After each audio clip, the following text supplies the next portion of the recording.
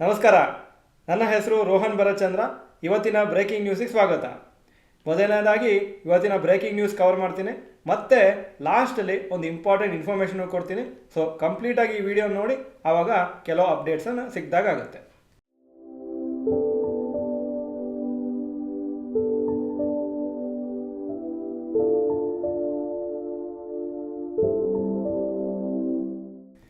News number 1, retail inflation at 5-month low.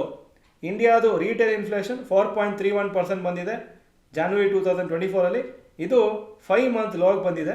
ಹಾಗೂ ಡಿಸೆಂಬರಲ್ಲಿ 5.22% ಇತ್ತು. ಈ ಇನ್ಫ್ಲೇಷನ್ ಕಮ್ಮಿಯಾಗಿದ್ದು just 1 week after reserve bank of ಇಂಡಿಯಾದು decision to cut the interest rate. ಹಾಗೂ ಈ ಇಂಟ್ರೆಸ್ಟ್ ರೇಟ್ ಕಟ್ ಏನು ಲಾಸ್ಟ್ ವೀಕ್ ಮಾಡಿದರು 0.25% ಆಗಿ, ಅದು 5 years ಆದಮೇಲೆ ರೇಟ್ ಕಟ್ ಆಗ್ತಾ ಇದೆ.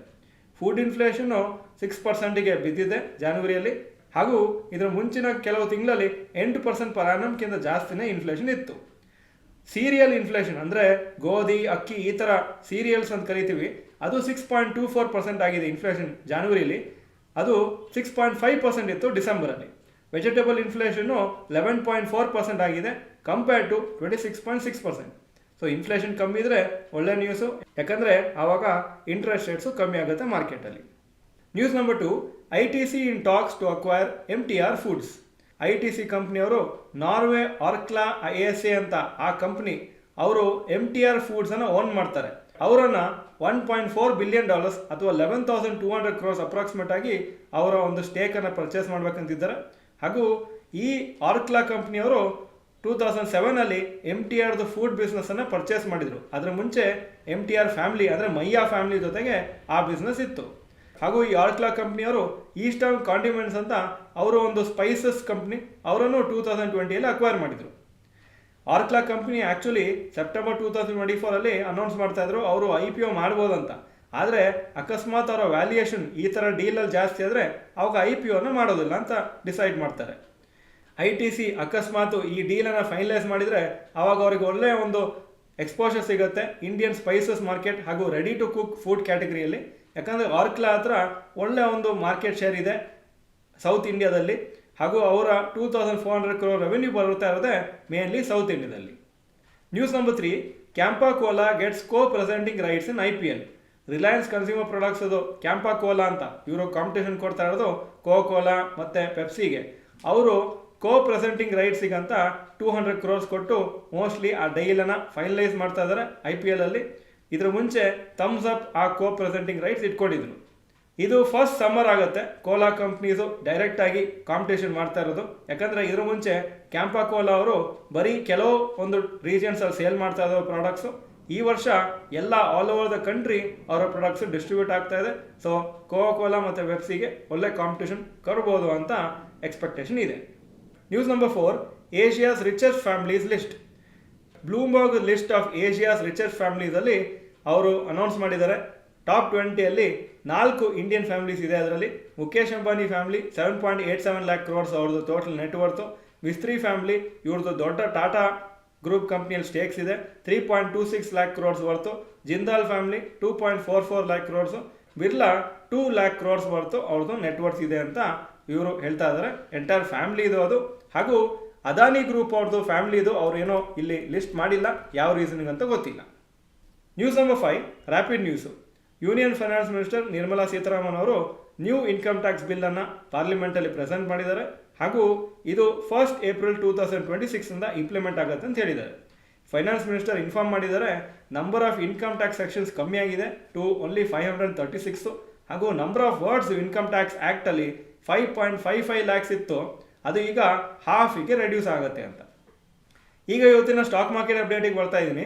ನಿಫ್ಟಿ 14 ಪಾಯಿಂಟ್ ಡೌನು 23,031 ಕ್ಲೋಸ್ ಆಯಿತು. ಸೆನ್ಸೆಕ್ಸು 32 ಪಾಯಿಂಟ್ ಡೌನು 76,139 ಕ್ಲೋಸ್ ಆಯಿತು. ಇವತ್ತು ಒಂದು ಕ್ವೈಟ್ ಡೇ, ಜಾಸ್ತಿ ಮೂವ್ಮೆಂಟ್ ಆಗಿಲ್ಲ, ಆದರೆ ಸ್ವಲ್ಪ ನೆಗೆಟಿವ್ ಆಗೇ ಇತ್ತು.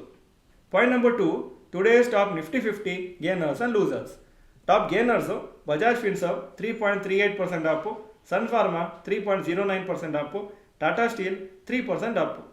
Top losers Adani Enterprises 4.62% down, Adani Ports 1.54% down, Hero MotoCorp 1.47% down.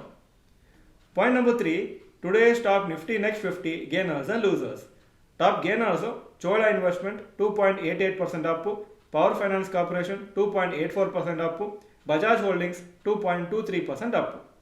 Top losers Varun Beverages 3.94% down, Canara Bank 2.01% down, Godrej Consumer 1.85% down. Point number 4, advance decline ratio for NSE.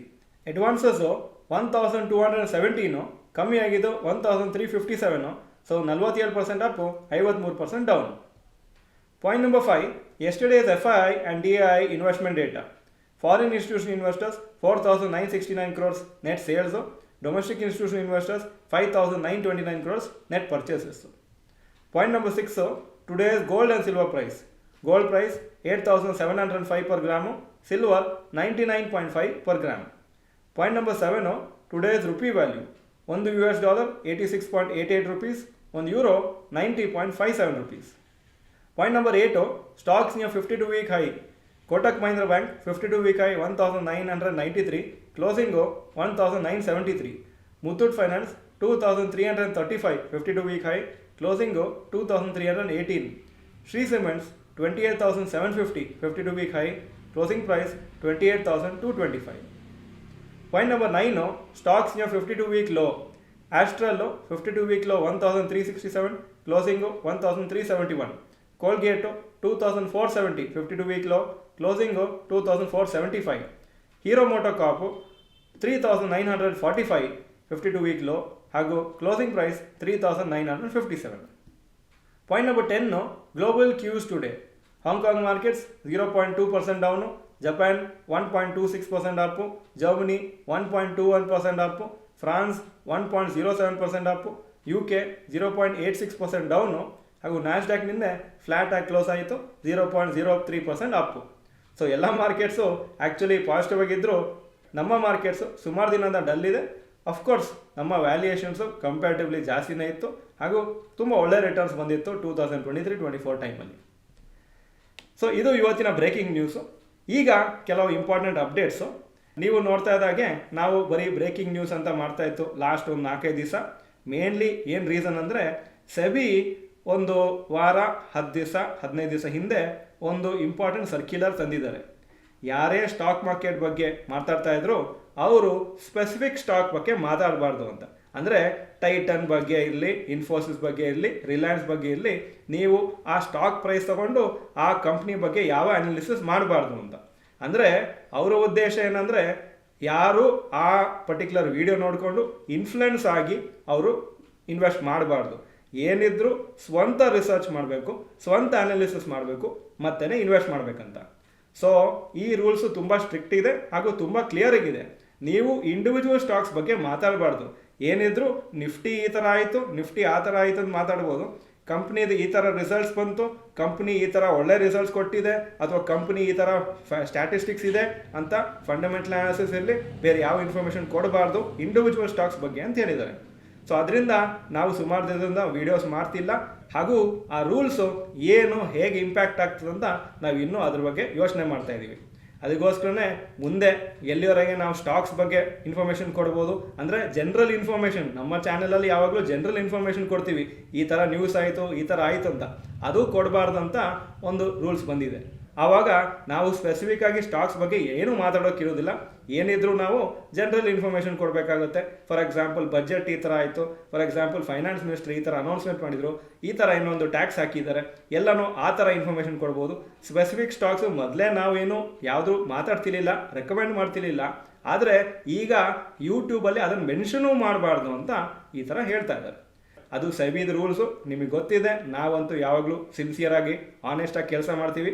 ಇವತ್ತವರೆಗೆ ನಾವು ಫ್ಯೂಚರ್ಸ್ ಆಪ್ಷನ್ಸನ್ನು ಯಾರಿಗೂ ರೆಕಮೆಂಡು ಮಾಡೋದಿಲ್ಲ. ಯಾಕಂದರೆ ಫ್ಯೂಚರ್ಸ್ ಆಪ್ಷನ್ಸಲ್ಲಿ ಜನ ಕ್ಲಾಸ್ ಆಗುತ್ತೆ.